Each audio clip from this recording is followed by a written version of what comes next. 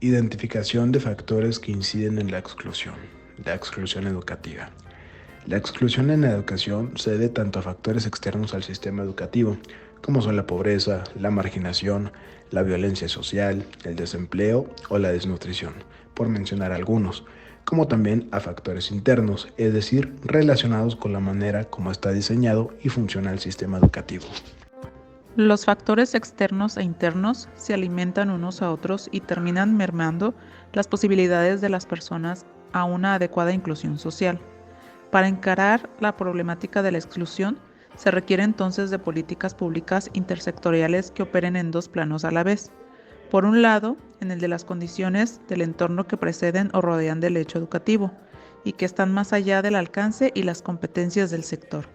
Ello implica mejorar las condiciones de salud, nutrición, seguridad y empleo de la población,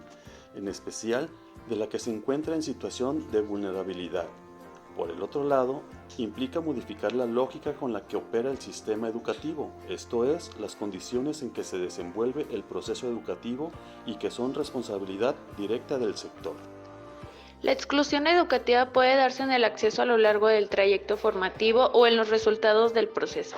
Algunas personas son excluidas desde el principio porque no logran ingresar a la escuela y las que lo hacen no están exentas de ser excluidas. Es el caso, por ejemplo, de los educandos que no pueden tener un trayecto formativo regular y son orillados a abandonar la escuela por distintas razones: reprobación, extraedad, actos de discriminación como modelos de atención que no satisfacen las necesidades de los estudiantes, violencia escolar, desmotivación derivada de una educación sin contenidos significativos o centros educativos poco acogedores o carentes de los servicios y requerimientos, equipamientos más elementales. Por otra parte, la exclusión educativa puede deberse a factores de diseño como una oferta educativa fuertemente estratificada propicia para que los educandos procedentes de grupos en situaciones de vulnerabilidad ingresen a las escuelas menos equipadas o con los profesores menos preparados. La exclusión también puede deberse a la prevalencia de determinadas normas y políticas,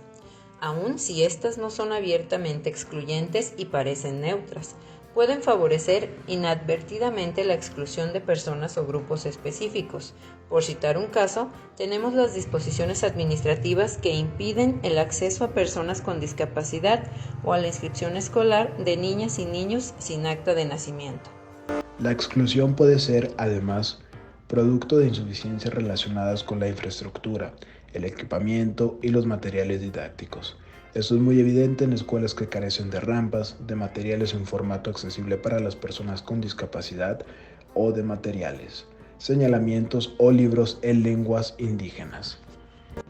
Y puede ser el resultado de la manera en cómo está organizado el proceso de construcción de saberes. Es el caso del currículo y las atenciones de los aprendizajes que, aun cuando se declaran flexibles, tienen como principal o único referente una inexistente alumna o alumno promedio o bien un estudiante de clase media urbana, dando por resultado una educación que carece de pertinencia cultural. Otra fuente de exclusión son las prácticas educativas muy arraigadas que esconden sutiles sesgos discriminatorios. Por ejemplo, la convicción del personal docente y directivo en el sentido de que los educandos procedentes de los sectores más empobrecidos o aquellos con discapacidad tienen limitaciones intrínsecas que les impiden sobresalir académicamente,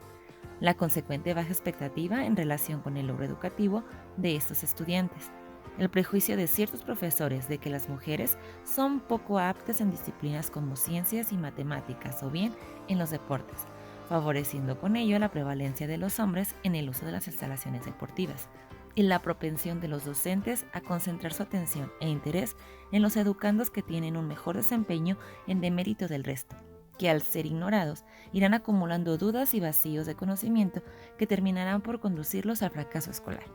Podemos afirmar que en la exclusión educativa encontramos los siguientes elementos. Existen factores propios de la estructura y funcionamiento del sistema educativo que resultan excluyentes, relacionados con la infraestructura, el equipamiento y las prácticas de enseñanza y evaluación que se desarrollan en los centros educativos, los cuales se suman al resultado de condiciones sociales desventajosas. La privación de las personas del ejercicio del derecho a la educación, entendido no únicamente como el derecho a ingresar a la escuela, permanecer en ella y concluir al menos el ciclo de la educación obligatoria, sino como el derecho a obtener los aprendizajes fundamentales y a desarrollar las competencias básicas que garantizan la adecuada inclusión de las personas en los distintos planos de la sociedad, que sustentan la posibilidad de acceder a una vida digna. Siguiente, afecta a grupos muy amplios de educandos, aunque sus efectos más adversos los padecen aquellos pertenecientes a sectores en situación de vulnerabilidad social. Por último, se manifiesta en forma de barreras para el aprendizaje y la participación en aspectos normativos, organizativos, actitudinales y físicos.